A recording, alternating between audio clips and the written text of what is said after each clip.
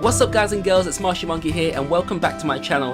Hopefully you guys are doing well, and today we're going to be trying something slightly different to what we usually do, and that's going to be a visual novel. Now I've never featured anything like this on my channel and I've never actually read one for myself, so this is going to be the very first time I'm doing so. You can find this game on Steam, it is free, so if you're into this kind of stuff be sure to download it if you haven't done so already. It did come out this year in the month of January, so it's fairly new and it's around approximately maybe 20 minutes long, around that mark anyway. So I'll cover half of it now, and if you guys do want to see more, then I'll finish off the other half in a separate episode, so let's begin. Hopefully you guys are excited. Vinty, Vinty, Vinty, Vinty! The chants of my fans echoed through the door in front of me. One of my two bodyguards wrapped his hand around my doorknob. Please prepare yourself, Miss Vinty. Once I open this door, we'll head straight for our limo. The guard had no reason to fret. I had long since grown used to these crowds. Still, I nodded to put him at ease. After taking a deep breath, he pushed the door open. A crowd of hundreds raised their cameras as soon as I stepped out. My guards waved their arms to shoo them away. This red carpet was for me to walk on, after all. I blew a kiss for these starstruck peasants.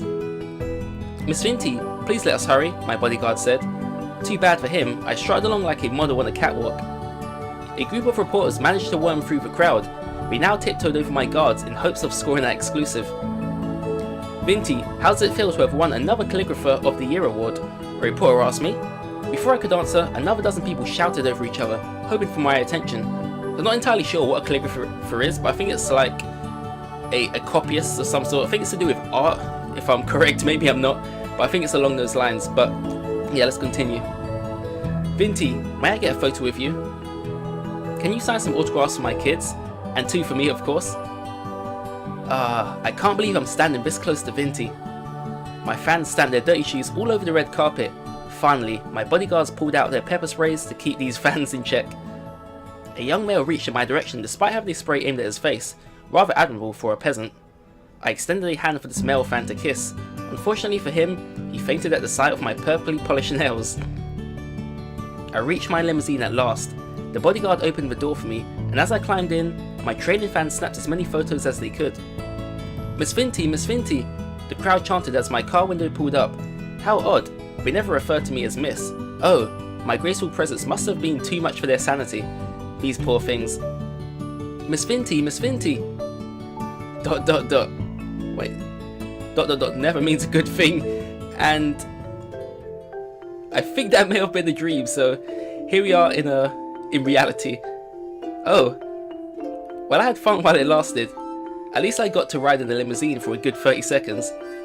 In real life, my only registered vehicle was, well, my 10-year-old bicycle.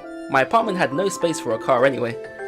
Actually, the single room with cracked walls might be an insult to the word apartment. Pull up those curtains for a spectacular $1 view featuring a sewage pipe and a wall tainted with yellow. Just open the window if you wish to smell the sewage as well. A breathtaking experience. By the way, sorry, I need to take back the one room thing. This place actually had 2 rooms, thank you very much. The second room happened to be a toilet. That still counted, right? The toilet clogged 3 times a month, so be careful when using it. Miss Vinty, Miss Vinty! A woman's voice echoed from outside. She was no fan, but rather, my landlady. I glanced over at my clock, 6 AM. Waiting another hour or 2 would have been nice. She probably just wanted to tell me about another rent rise. Nothing good ever came out of that woman's mouth. I would be better off staying in bed. Alright, so looks like we have the decision to make here. We can rise and shine, it's pretty early, or we can stay in bed. I know if this was me, I'd probably stay in bed, but I don't want to be facing any consequences, so I guess we'll probably better rise and shine. Come in. As I changed into something more appropriate, the landlady still kept knocking. I said I was coming, did I not? Maybe I should walk out naked if that was what she dug. If this were a game, we might get a sale boost too. Good morning, Miss Vinty, the landlady said. I must ask, what's with that hair? It looks like you just woke up. That's because I did. It's a waste for young ladies like you to sleep away your youth. The landlady shook her head. She reminds me of someone, this old lady. Oh, so can't you remember? Oh, Courage the Cowardly Dog. Did you guys ever watch that? It used to feature on Cartoon Network. This lady looks identical to the grandmother of Courage. I don't know, it's just something I picked up. But anyway, she had no right to preach me like this. I wanted to tell her about but decided against it, as doing so would give her an excuse to lecture me further. With her size, if I enraged her, she would squash me into Vinty flavoured pancake. Miss Vinty, your rent was due 3 days ago. Oh well, at least there was no rent increase. Sorry madam, my next paycheck will come after tonight's shift, so I'll pay you first thing tomorrow morning. The landlady grunted. Alright, just know that if it keeps up, you'll have to find somewhere else to live. He spun around to leave. Once she disappeared behind the corridor, I kicked my door shut, causing a piece of my cracked wall to fall off. I tried shoving the piece back into place. My effort resulted into more wall fragments flaking off. Great, the landlady would make me pay for that next month. Once I become an accomplished calligrapher, she would beg for a chance to shine my shoe. Hey, I sounded a bit ranty before, but that was never my intention. A lot of famous people had humble beginnings. I would follow in her footsteps, but first, I needed to put in the work. Alright, so this may be... Wait, it's not the end, is it? Oh no, we're still going. And Sarah returned to the busiest street in my area. With my calligraphy spread before me, I sat on the concrete and rested my back against the fence. Car horns blared behind me, mixed with people shouting things about each other's mothers. These cars kept expelling fumes that made me choke. Just one of the many things I dealt with in the name of art. Pedestrians took up almost every inch of space on the street ahead. Surely this would be the day when somebody spotted my talent. ...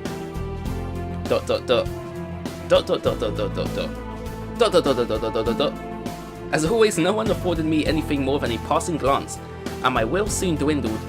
Let me be honest, I never expected to be showered with praise by every head who passed here. What was that old saying? 10% of the people you reached out to will buy your work? I could live with that. Even just 1%. Please, anything but 0. I wanted to scream at these people, they had no idea how much sweat I poured into these calligraphies. Alright, so we have the decision here to persevere or to run. I'll leave that for you guys to decide, because we're done for now. So until next time, have a great day. Hopefully you guys did enjoy what you saw here. This is a visual novel if you guys were wondering, and it is free on Steam, so be sure to download it if you're into this kind of stuff. And yeah, if you do want to see more, this is where I'll continue on in the next episode. Let me know what you guys want me to do in the next video. Persevere or run. Until then, you decide, and I'll see you all next time. Thanks for watching.